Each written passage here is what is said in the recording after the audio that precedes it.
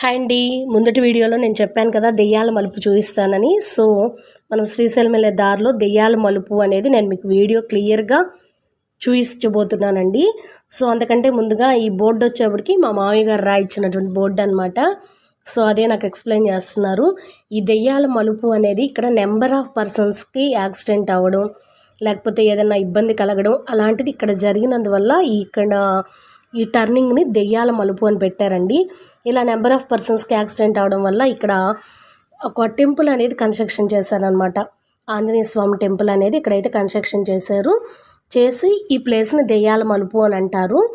So మేము ఇక్కడి నుంచి బయలుదేరి డైరెక్ట్గా రూమ్కి అయితే వెళ్ళిపోయామండి. ఇక్కడ ఇది వరకు చూసి ఒకసారి మీకు వీడియోలో క్లారిటీగా చూపిస్తాను చూడండి. అసలు ఆ మలుపు అనేది ఎలా ఉంది అనేది ఒకసారి చూడండి.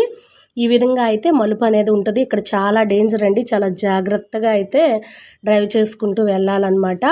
సో నెక్స్ట్ వీడియో మేము తీసుకున్న రూమ్ ఎక్కడ ఏంటి అనేది మీకు క్లారిటీగా చూపిస్తాను.